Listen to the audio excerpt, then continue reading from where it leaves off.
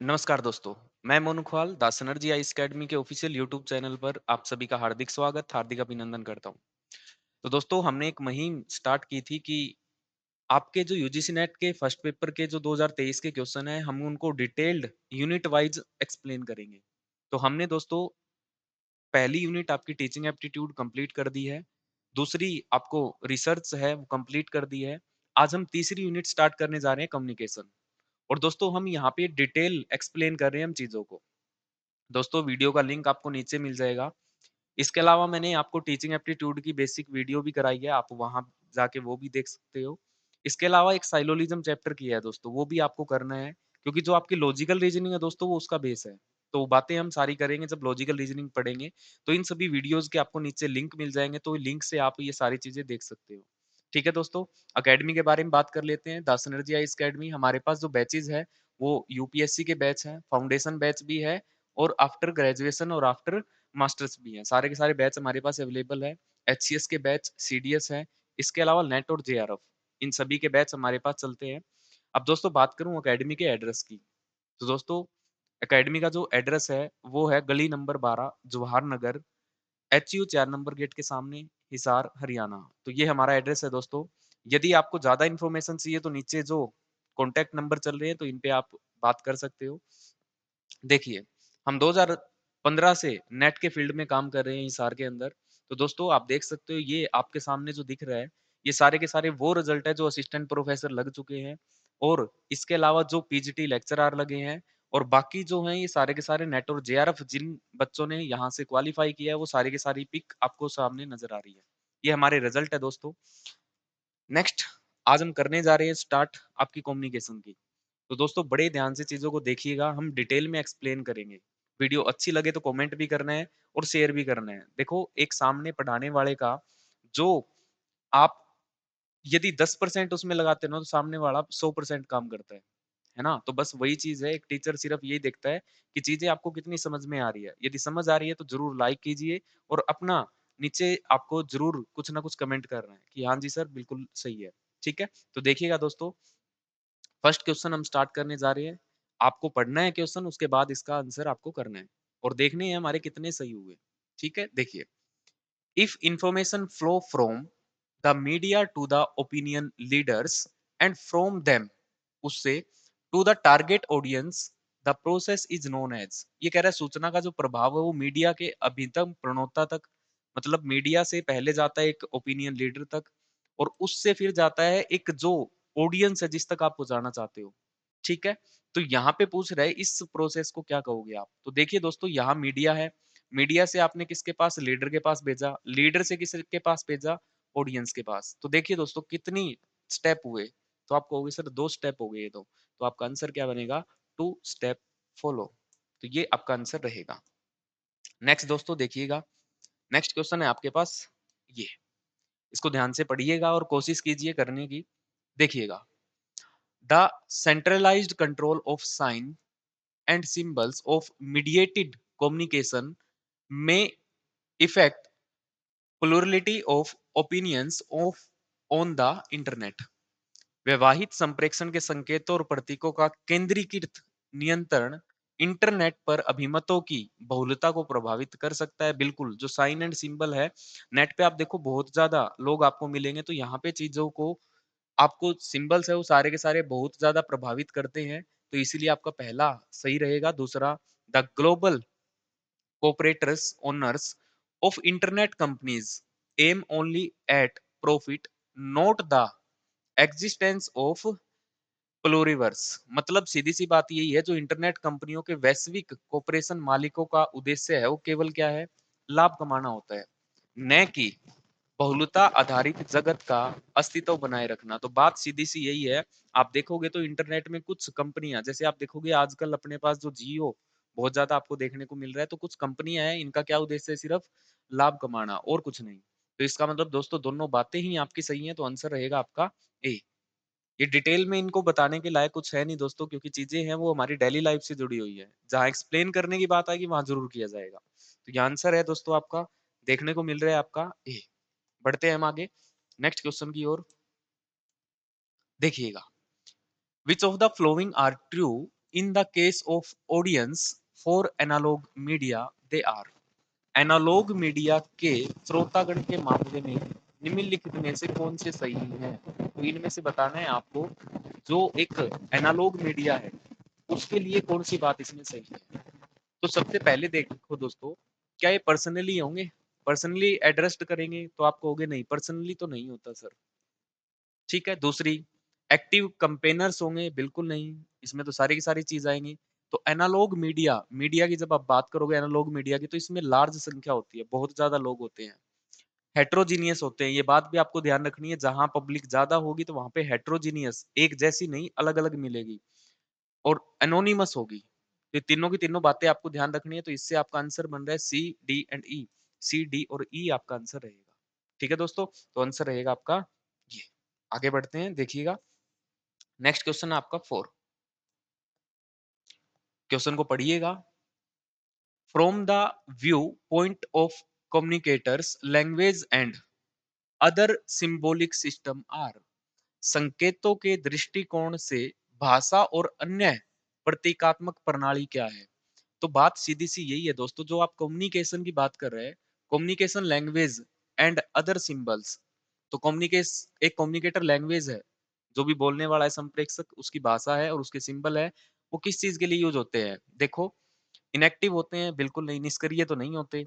Economically target होते हैं? बिल्कुल नहीं होते हैं। क्या कल्चर फैंटेसी होती है? नहीं। संस्कृति सवेर कल्पना नहीं की जाती। तो दोस्तों इसमें सोशल टारगेट्स होते हैं, ताकि ज्यादा से ज्यादा सामाजिक चीजों के साथ जुड़ा जा सके। ठीक है। तो यहाँ पे जब भी आपको ध्यान रखना है, communicator language and other symbol system are. तो other symbol system and communicator language है, वो किसके बारे में बात कर रही है, किसको टारगेट कर रही है? Social target. सोशल टारगेट आपका आंसर रहेगा। देखिएगा दोस्तों, ये आपका आंसर रहेगा। बढ़ते हैं हम नेक्स्ट क्वेश्चन की ओर। नेक्स्ट पढ़िएगा इसको।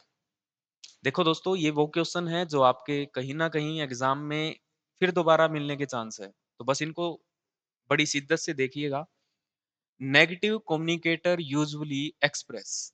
जो नकारात्मक संप्रेषण है वो सामान्यतः क्या व्यक्त करता है? नेगेटिव। तो देखना है आपको नेगेटिव क्या क्या है। वर्बल सॉफ्टनेस होगी? क्या उसके बोलने में माधुर्य मतलब मिठास होगा? आप कहोगे नहीं, नेगेटिव है तो कहां से होगा। नेक्स्ट, ऑप्टिमिज्म होगा? आशावादी होगा क्या? आप कहोगे सर आशावादी भी नहीं हो सकता। जब नेगेटिव ही हो गया तो आशावादी क्या होगा। नेक्स्ट, प्रीमिज्म, निराशावाद। बिल्कुल नेगेटिव से निराशावाद आपको देखने को मिलेगी। रिसेंटेंटमेंट बिल्कुल होगी। और डिस्ट्रस्ट होगी, अविश्वास आपके अंदर पैदा होगा। तो इसका मतलब आपका आंसर रहेगा सी, डी एंड ई। तो सी, डी, ई आपका ये नजर आ रहा है आपको। ठीक है दोस्तों, कई बार क्या होता है, देखो हमें हर एक चीज का नहीं पता होता है ना। तो आप इस क्वेश्चन को अलग तरीके से भी सोच सकते हो कि हमारा ए और बी तो हमें पता ही नहीं होगी। तो ए बी जिस भी ऑप्शन में काट दो, बी यहाँ है काट दो, इसमें ए बी दोनों ही है काट दो, इसमें ए बी है ये भी काट दो, तो आंसर आपको अपने आप मिल रहा है। ठीक है। तो इस तरीके से भी आप काम कर सकते हो। कई बार सारी चीजों का हमें नहीं पता होता, तो जिसका पता है उसके बेस पे आप काम कर सकते हो। ठीक है। तो यहाँ पे आंसर दोस्तों ये रहा, सी, डी एंड ई। नेक्स्ट बढ़ते हैं नेक्स्ट क्वेश्चन की ओर। चलिए, ये चीज वेरी वेरी इंपॉर्टेंट है दोस्तों। अब देखो, ये जो क्वेश्चन है ना, ये आप सिलेबस में बहुत रेयर चांस है कि कहीं आपको पढ़ाया जाएगा, क्योंकि सिलेबस में दिखता ही नहीं है ही नहीं। आपके पास बुक है, वो केवीएस मैदान से पढ़ते हो, या अदर इधर उधर से नोट्स इकट्ठा करते हो, या दृष्टि की बुक है, तो इस तरीके से आप बुकों से पढ़ते हो। तो जहां आपको ये चीज देखने को बहुत रेयर चांस है, मिलते बहुत कम है, और एग्जाम में हमें देखने को मिलते हैं। तो इनके बारे में हम समझेंगे अच्छे से है क्या मामला। तो देखिए, पहला क्या है, soaps, sitcoms and comic are part of. Television धारावाहिक स्थिति परक सुखंतिक और कॉमिक्स निम्नलिखित में से किसके अंश है? तो दोस्तों ये बात आपको ध्यान रखनी है। हमें साफ साफ पता चल रहा है टेलीविजन धारावाहिक स्थिति ये स्टार्ट हुई थी अमेरिका के अंदर, अमेरिका में। और ये एक धारावाहिक था जिसमें लोगों के कल्चर के बारे में बताया गया था कि कहाँ पे किस तरीके की चीजें होती है। तो ये बात आपको ध्यान रखनी है। लोकप्रिय संस्कृति के बारे में बात करता है, या वहां का कल्चर के बारे में इसने बात की थी। तो आपका आंसर रहेगा दोस्तों डी। इसके बारे में हल्की सी बात करते हैं, देखिएगा। Soaps, sitcom and comics are commonly associate with किससे? पॉपुलर कल्चर से। कल्चर से रिलेटेड ज्यादा है ये। ठीक है। अब कैसे है देखिए, पहले हम बात करते हैं सोप्स की। सोप्स, सोप्स मीन्स क्या होता है? ओप्रेस। आर टेलीविजन ड्रामाज, क्या होते हैं दोस्तों? ये टेलीविजन पे आने वाले drama. That typically feature own going story lines about the lives and relationship of characters. तो ये क्या होती है दोस्तों? स्टोरी लाइन्स होती है जो lives and relations of characteristics के बारे में बात करती है।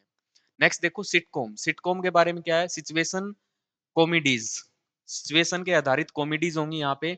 Are television series date present हॉर्मेस and light hearted situations centric around a set of characteristics. तो मतलब ये जो है टेलीविजन पे सीरियल मिलेंगे, ये स्टोरी लाइज होगी, स्टोरी के टाइप की होगी। कॉमिक क्या होता है? On other hand refers to visual story telling, जो आप फेस टू फेस स्टोरी बता रहे हो। मीडियम्स सच एज क्या कॉमिक बुक्स हो सकती है, ग्राफिक्स नॉवल हो सकते हैं, एंड कॉमिक स्क्रिप्ट्स हो सकती हैं। तो दोस्तों तीनों के बारे में आपको ध्यान रखना है। ये सारी की सारी किसके लिए इंपॉर्टेंट है? तो ये पॉपुलर कल्चर के बारे में है। ठीक है दोस्तों, तीनों चीजों के बारे में मैंने आपको बता दिया। कॉमिक्स क्या है, सोप्स क्या है और सिटकॉम्स क्या है। यदि इनके बारे में अलग अलग पूछे तो भी आप इसके बारे में बता पाओगे। ठीक है दोस्तों, बढ़ते हैं हम नेक्स्ट क्वेश्चन की ओर। उम्मीद करता हूँ ये क्वेश्चन आपको समझ आया होगा। नेक्स्ट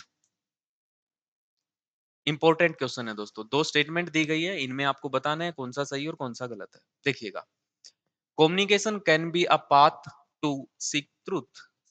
संप्रेक्षण सत्य जानने का मार्ग हो सकता है। बिल्कुल हो सकता है, आप किसी से बात करके बात बातों में उस चीज को सत्य जानने की बात कर सकते हो। तो पहला आपका बिल्कुल सही रहेगा।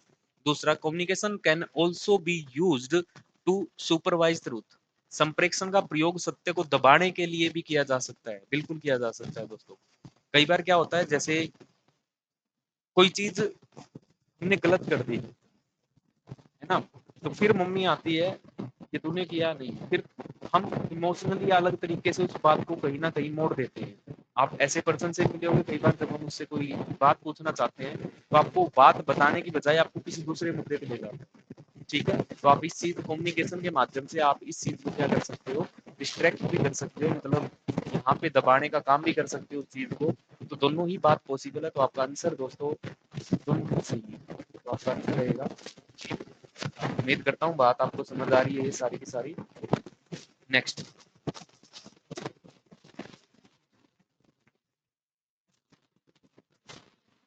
पढ़िएगा question. The main function of mass media. क्या मास मीडिया के बारे में आप जानते हो? आज हम मास मीडिया के जमाने में ही रह रहे हैं। ये है, ये मास मीडिया है, टेलीविजन है, रेडियो है, मोबाइल फोन है, इसके अलावा आप कैमरा है, ये सारी की सारी चीजें क्या है? Mass media. अब मास मीडिया का मुख्य कार्य क्या है? जनसंचार में क्या मास मीडिया में क्या क्या चीज है? Make a society statics. क्या आप समाज की स्थिरता बनाना चाहते हो? नहीं, समाज यहाँ स्थिर नहीं, चेंज होता है। तो मतलब ए नहीं आएगा, तो ए काट दो पहले तो। ए इसमें भी नहीं, इसमें भी नहीं, इसमें भी नहीं, आंसर मिल गया आपको अपने आप ही। कई बार दोस्तों ऐसा भी होता है कि आप एक से भी काम कर सकते हो। अब देखना, इन्फॉर्म मतलब सूचना देना। क्या आप सूचना देते हो? बिल्कुल करते हैं। एजुकेशन, क्या आप शिक्षा देते हो? तो आप कहोगे सर बिल्कुल शिक्षा भी देते हैं। Next, pursued. परस्यूड मतलब अनुनय करना किसी का, तो ये भी हम करते हैं। इंटरटेन करना, तो बिल्कुल करते हैं। तो ये सारे के सारे ही आपके आंसर है। तो आंसर बनेगा आपका बी सी डी एंड ई। बात समझ में आई दोस्तों? हल्की सी देखो ये रहा, और ये मास मीडिया है। देखो मास मीडिया आपके सामने समझ आ रही है सारी बात। क्या क्या है? टेलीविजन है, इसके अलावा ब्लॉग्स हैं, जो भी न्यूज़पेपर है, न्यूज़ है, आपकी इंटरनेट है, सैटेलाइट है, मेगाफोन्स है ना। इसके अलावा देखो स्नैपशॉट है, रेडियो है, कैमरा है, ब्रॉडकास्टिंग है ना, टेलीविजन्स है। तो इन सब से आप क्या काम करते हो? सारी की सारी बात वही तो है, देखना यहाँ। इन्फॉर्म हम सूचना देने का काम करते हैं, शिक्षा देने का काम देख लो, एजुकेशन मिल रही है आपको इससे। परिस्यूट बिल्कुल है, और इंटरटेन करने का काम भी आप कर रहे हो। तो बस यही आपका आंसर है। नेक्स्ट आगे बढ़ते हैं। लो जी, ये चीज जो 19 की जनरेशन के है दोस्तों, मतलब 1990 के आसपास का, 91 का, 92 का जिनका जन्म है, उन्होंने ये चीज जरूर देखी होगी। देखिए क्या कह रहा है। The first highway of information is. सूचना का प्रथम जो राजमार्ग है वो क्या था? तो पुराने टाइम में कैसे आप सूचना पहुंचाते थे? तो आप कहोगे सर न्यूज सीट तो नहीं थी, है ना? टेलीग्राफ था, टेलीग्राफ, टेलीग्राफ सूचना पहुँचाना, है ना? टेलीग्राफ था। फ़िल्म्स भी बाद में आई है, इंटरनेट भी बाद में आया, तो टेलीग्राफ आपका सबसे पुराना है, ठीक है? तो ये आपने देखे होंगे तार आते थे पहले, है ना? जैसे किसी की मैरिज है तो डाक खाने में कार्ड आता है, अब वो कार्ड आता तब तक अगले की शादी हो रही थी। तो इस तरीके की चीज़ें होती थी, तो सबसे पुराना क्या है आपका? तार, ठीक है दोस्तों? तो आंसर रहेगा आपका टेलीग्राफ। नेक्स्ट आगे बढ़ते हैं, देखिएगा। ये क्वेश्चन आपके सारे 2023 के हैं दोस्तों, किसी के पास है तो वो देख सकता है, कोई दिक्कत नहीं है। करते हैं हम इसको स्टार्ट, देखिए। 2 स्टेटमेंट दे रखी है, दोनों के बारे में आपको बताना है, साइड में हो रहा हूँ मैं थोड़ा-सा और पढ़ते हैं हम इसको। The digitally technology has enabled increase in media कंसुम्पेशन। Digital प्रौद्योगिकी के फलस्वरूप जनसंचार माध्यम में उपभोग में वृद्धि हुई है, बिल्कुल हुई है। जैसे-जैसे टेक्नोलॉजी बढ़ी है, उससे लोग है इंक्रीज हुई है, डिजिटलाइजेशन भी हुआ, तो मतलब पहली बात तो है आपकी सही। दूसरी, analogs media are superior in quality but do not have popular demand. क्या इसकी डिमांड नहीं है क्या? तो आप कहोगे सर डिमांड तो है ही, तो दूसरा आपका गलत है, पहला सही है। तो देखिएगा दोस्तों, इसमें पहला सही और दूसरा गलत है, तो आपका आंसर नजर आ रहा है आपको सी। आंसर रहेगा आपका सी। उम्मीद करता हूँ ये भी समझ आई बात। नेक्स्ट चीज दोस्तों, ये क्वेश्चन जो कम्युनिकेशन के हैं, ये आपके इन्वायरमेंट से जुड़े हुए ज्यादा आते हैं। बस इन्वायरमेंट से जुड़े रहिएगा और चीजों को समझने की कोशिश कीजिए, जो आपकी सेंस है वहां पे वो काम करेंगी। देखिए नेक्स्ट, प्रोपोगेंडिक, एक मिनट दोस्तों पढ़िएगा इसको फटाफट, क्या आ रहा है देखिए। प्रोपोगेंडिक communication at the national level is supposed to recognize the fact that truth need not be separated from the falsehood। राष्ट्रीय स्तर पर अधिप्रचार संबंधी संप्रेषण में इस तथ्य को स्वीकार किया जाता है कि सत्य को झूठ से पृथक किए जाने की आवश्यकता नहीं है। बात बिल्कुल जायज है। इंटरनेशनल लेवल पे आप कोई झूठ बोल रहे हो तो झूठ अलग करने की जरूरत नहीं है, वो अपने आप सामने आ जाता है। तो बात आपकी पहली बिल्कुल सही है। The mediate propaganda process blurs truth and falsehood in order to be perceived। क्या है? विवाहित अधिप्रचार प्रक्रिया में सच और झूठ के बीच का मतभेद अस्पष्ट होता है, ठीक है बात ये, ताकि यह विश्वासपादक हो सके। बिल्कुल, सत्य और झूठ के बीच का जो है वो भेद है, वो अस्पष्ट होता है, ताकि क्या किया जा सके, उसमें विश्वास बना रहे आपका। तो मतलब दोनों ही बातें आपकी बिल्कुल सही है, ठीक है दोस्तों। तो आंसर रहेगा आपका ए।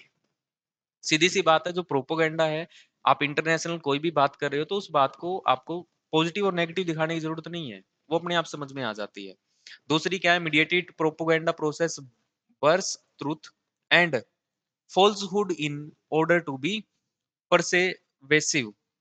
तो बात सीधी सी बात है, झूठ और सच के बीच में अस्पष्ट होता है, ताकि वह क्या हो, विश्वास उत्पादक हो सके, ठीक है दोस्तों। तो ये बात दोनों की दोनों जायज हैं आपकी। नेक्स्ट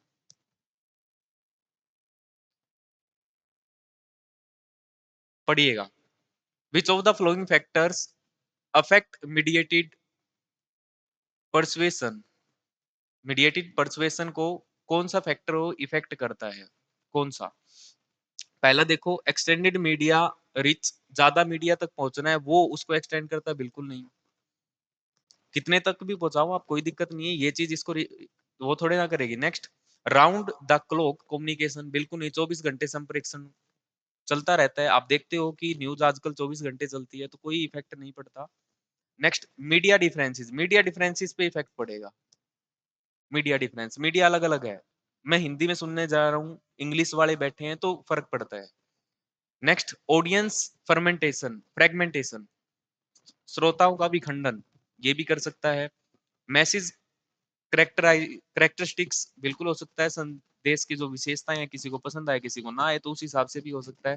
तो सी डी एंड ई आपका आंसर रहेगा, तो ये रहा आंसर रहेगा आपका सी।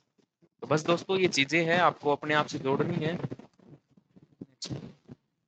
इसमें हम देखते हैं, जो मीडिएटेड परसुएशन है, ये है क्या?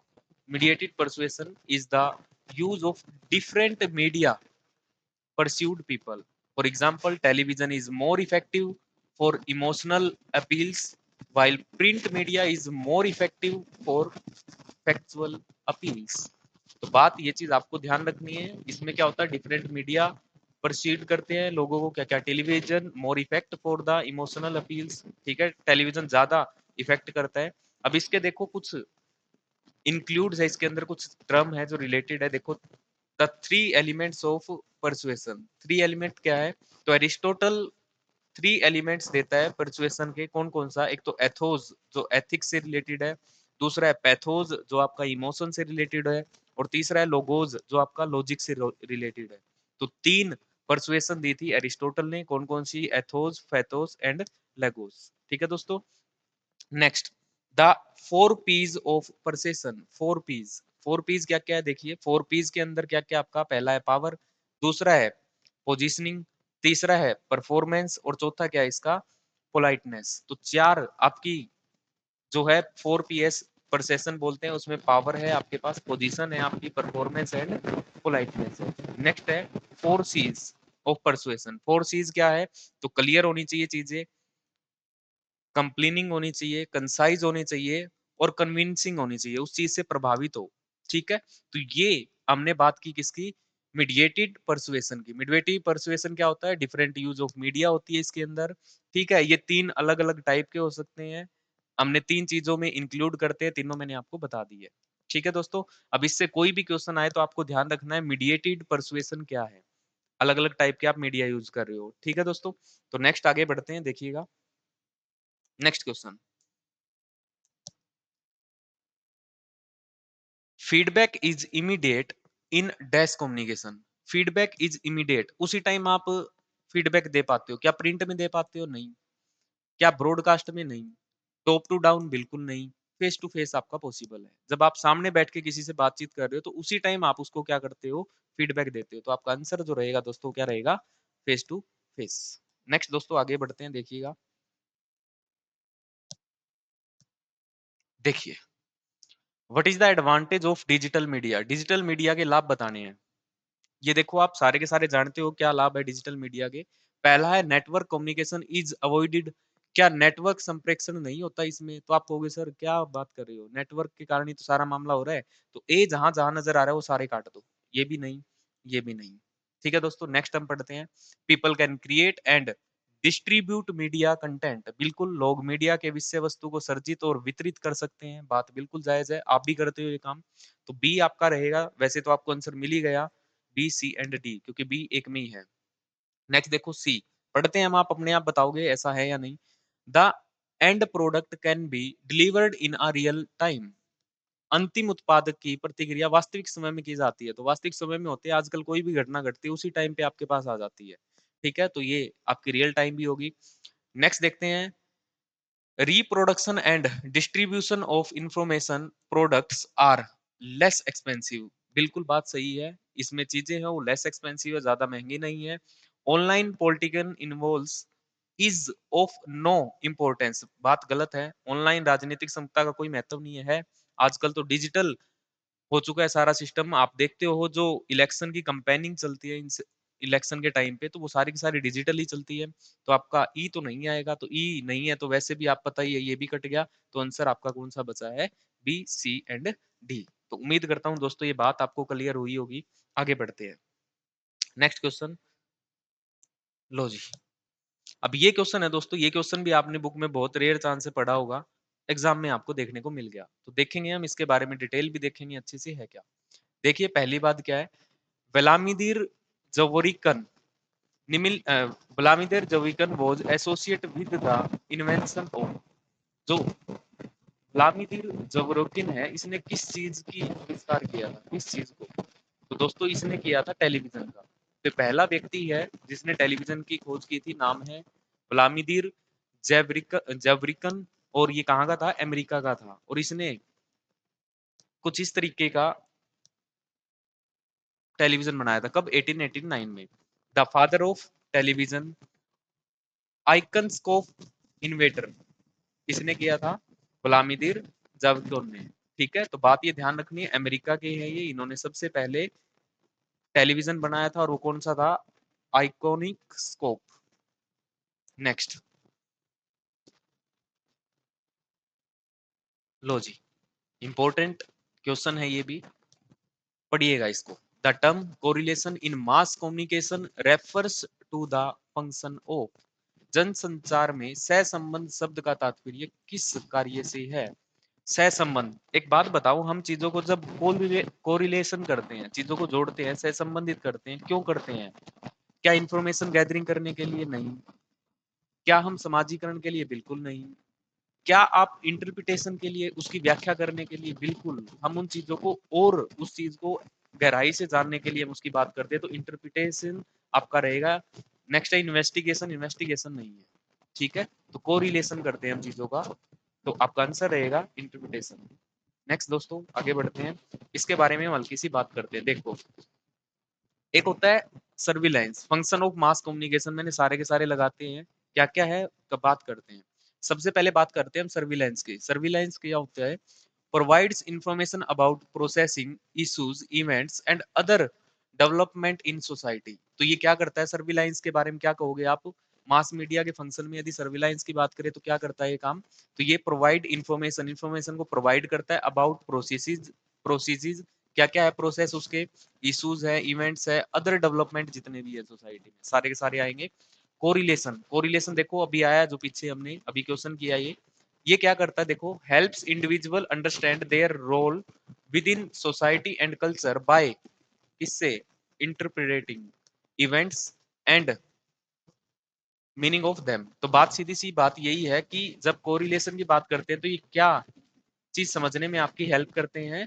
तो ये सोसाइटी और कल्चर को समझने में हेल्प करते हैं, इवेंट्स को, लेकिन किससे? इंटरप्रिटेशन के, ठीक है।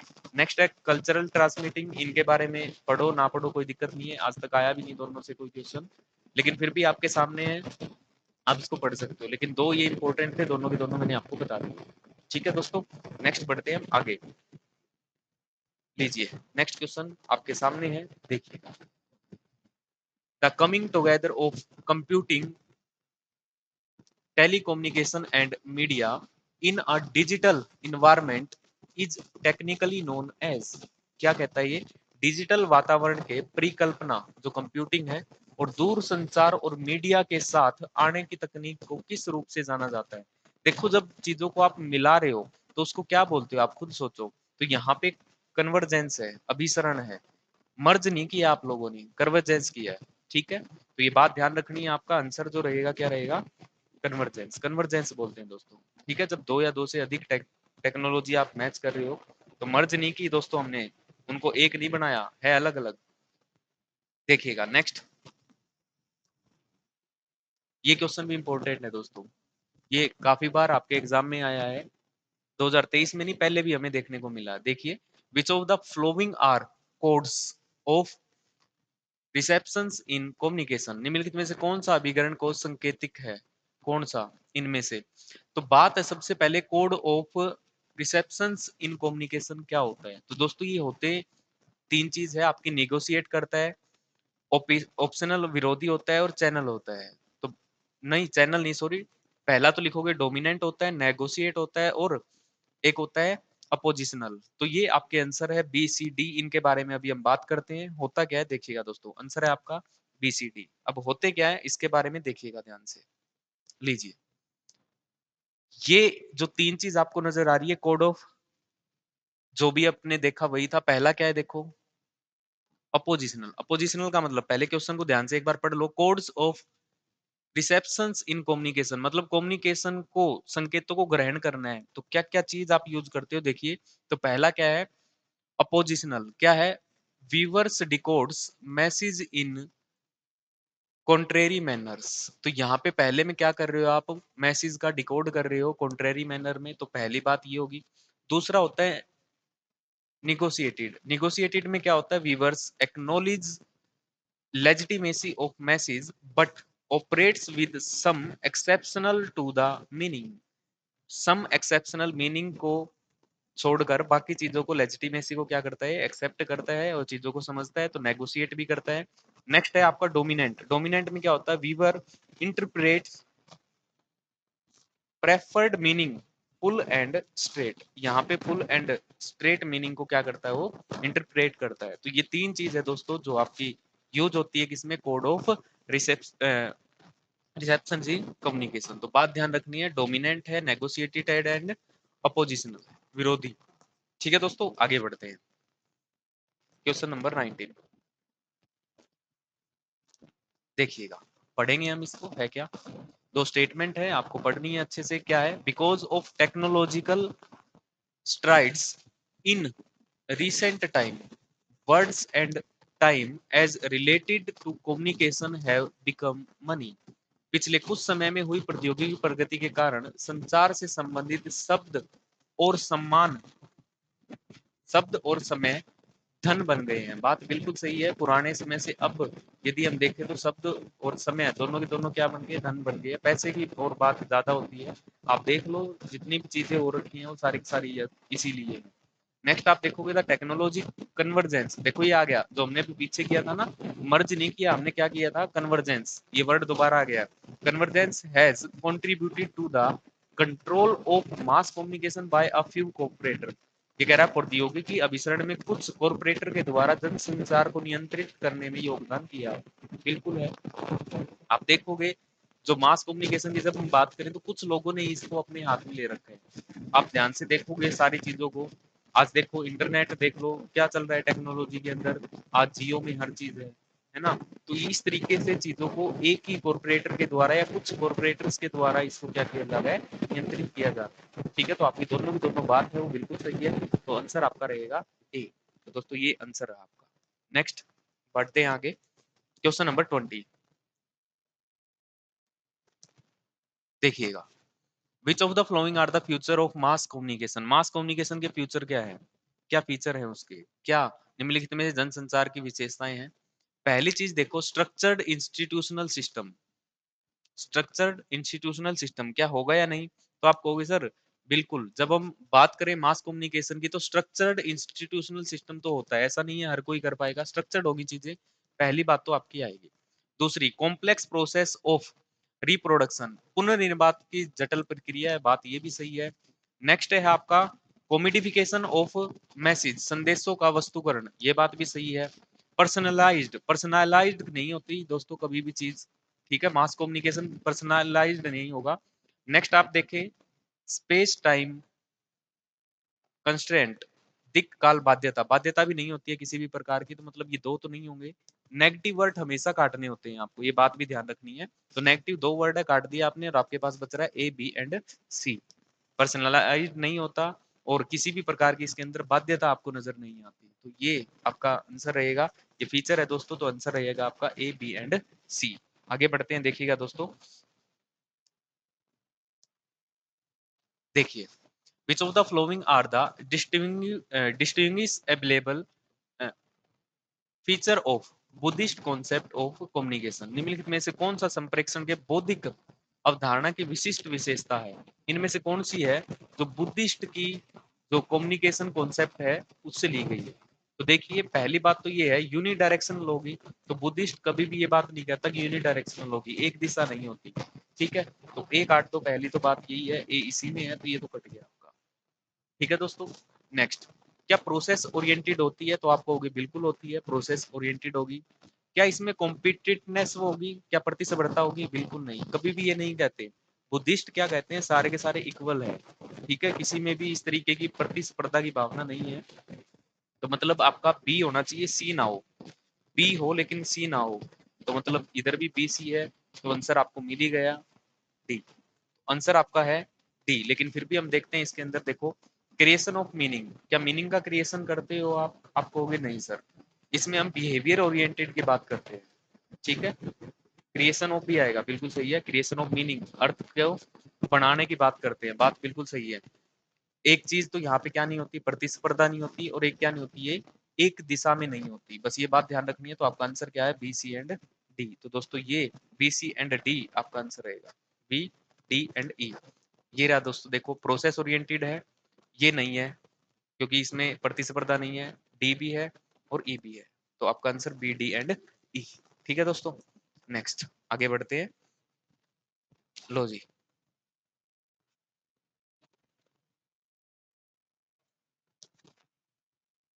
Next, in film closeups are termed as. Film में जो क्लोजअप को क्या कहा जाता है, ये फिल्म के अंदर टर्म यूज होती है दोस्तों, जिसको हम याद ही रखना है आपको, स्टेटिक्स पैराडिजियम कहते हैं, स्थिर प्रतिमान बोलते हैं हम। ठीक है, क्लोजअप को क्या कहते हो, स्टेटिक पैराडिजियम। ठीक है दोस्तों, तो आंसर आपका रहेगा ये कुछ समझाने का नहीं है, ये फाइनल बात है और फैक्ट है, ये फैक्ट में फैक्ट ही रहेंगे, बस ये ध्यान रखना है इसमें केस का यूज करते हैं, स्थिर प्रतिमान का, बस। नेक्स्ट क्वेश्चन नंबर 23 देखिएगा, ये भी इंपॉर्टेंट क्वेश्चन है। The audience of digital media are affected by. Digital media के श्रोतागण निम्नलिखित में से किससे प्रभावित होते हैं? तो होने का कारण सिर्फ और सिर्फ होता है एक, देखो, क्या सीमित भौगोलिक क्षेत्र प्रभावित करता है? बिल्कुल नहीं, ऐसा तो कुछ नहीं है, तो ये तो बात सही है। नेक्स्ट देखो, फर्मेंटेशन, फर्मेंटेशन होता है खंडिता किसी चीज की, तो बिल्कुल ये खंडिता है ना, ये फर्मेंटेशन, ये आपका आंसर रहेगा, ये इसको प्रभावित करेगा, जो ऑडियंस डिजिटल मीडिया है, खंडित। नेक्स्ट देखो, पैसिव मैसेज बिल्कुल नहीं करते, आइडेंटिटी क्राइसिस बिल्कुल नहीं होती, सिर्फ क्या होता है आपका, फ्रेगमेंटेशन। फ्रेगमेंटेशन जो खंडिता है, ये आपकी किसको इफेक्ट करती है, जो ऑडियंस ऑफ डिजिटल मीडिया को, फ्रेगमेंटेशन ही आपका आंसर रहेगा दोस्तों।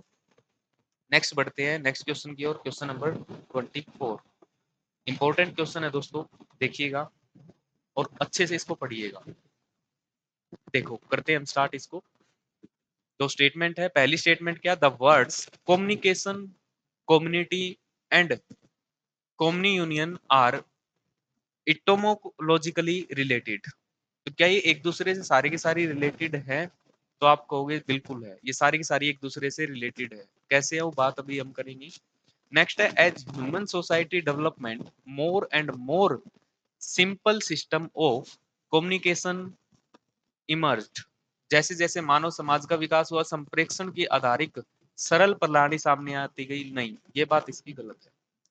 आज देख लो आप, जैसे जैसे मानव का विकास हो रहा है, धीरे धीरे वो नई नई चीजें, नई नई लैंग्वेजेस, नई नई चीजों को सीखना चाह रहा है, तो वो चीजें सरल नहीं, और आपको गहराई में जानने की जरूरत है, और गहराई में जानोगे तो सरल नहीं, थोड़ी सी मुश्किल होगी। तो यहाँ पे मुश्किल हो सकती है, सरल नहीं हो सकती, तो ये दूसरी बात गलत है, पहली बात आपकी सही है, तो आंसर ये रहा, पहली सही है, दूसरी गलत है, लॉजिक ये आ गया। देखिए, अब हम इसकी बात करते हैं, ध्यान में देखना दोस्तों, तीनों वर्डों के बारे में दोबारा भी आपसे पूछा जा सकता है। Communication, community and communion all are related words that share a common etymological root in the Latin word communis, which means common or shared। तो ये किससे बना है आपका, एक लेटिन वर्ड से बना हुआ है दोस्तों। तीनों के बारे में हम बात कर लेते हैं। देखो, बाकी इधर भी देखो, the connection between these words highlights the idea of sharing, interpretation and connection among the डिविजिबल्स और ग्रुप्स। तो ये शेयर करने की बात करता है, इंटरेक्शन करने की बात करता है, कनेक्शन अमंग ऑफ इंडिविजुअल और ग्रुप्स के अंदर।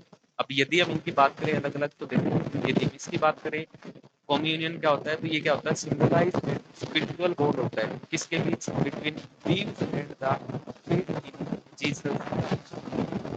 ठीक है, तो इनके बीच बिलीव का काम करता है। Term communion originate from the Latin word communio, और इसका मीनिंग क्या होता है, शेयर्ड और पार्टिसिपेंट, चीजों को शेयर करना या फिर उसमें सहभागिता करना। कम्युनिकेशन का मतलब क्या है, communication comes from a Latin word communis, means क्या होता है, agree, to be related with, या फिर टू बी इन रिलेशनशिप। तो ये इसका मतलब भी क्या आता है, चीजों को कम्युनिकेट मतलब ट्रांसफर करना, उसको समझाना, बात यही है। कम्युनिटी का मतलब क्या होता है, देखो, communication, communion and community are essentially for health, happiness, relationship, team work and life. तो ये आपके तीनों की तीनों बातें हैं जो आपको ध्यान रखनी है, और एक दूसरे से रिलेट करती है तीनों ही। ठीक है, और तीनों का मतलब ही क्या होता है, idea of sharing, interaction and connection among between individuals और ग्रुप्स। तो ये इसका मतलब होता है दोस्तों। उम्मीद करता हूँ ये बात आपकी क्लियर है। बढ़ते हैं हम नेक्स्ट क्वेश्चन की ओर। नेक्स्ट क्वेश्चन आपके सामने ये रहा, तो स्टेटमेंट है, दोनों के बारे में हमें बात करनी है। The study of mass communication process is characterized by the microscopic view of message। जनसंचार प्रक्रिया का अध्ययन संदेशों के वृद्ध दृष्टिकोण के द्वारा अभिलक्षित होता है। बात बिल्कुल जायज है। दूसरी की बात करूं, सेमियोलॉजिकल 6 microscopic view of deconstructing message, संकेत विज्ञान संदेशों के विसंरचना का सूक्ष्म दृष्टिकोण तलाशती है। बात दोनों की दोनों जायज है दोस्तों आपकी, तो आंसर रहेगा आपका ए। तो दोस्तों नेक्स्ट, बस दोस्तों 25 क्वेश्चन थे, 25 क्वेश्चन आपके आज पूरे हो गए। दोस्तों ये हमारी एकेडमी की लाइब्रेरी है, ये क्लासरूम है डिजिटल, ये पीजी के जो रूम है हमारे सारे के सारे वही हैं। तो सारी चीज आपको एक जगह ही मिलती है। तो उम्मीद करता हूँ दोस्तों आज जो हमने क्वेश्चन किए वो आपको समझ आए होंगे।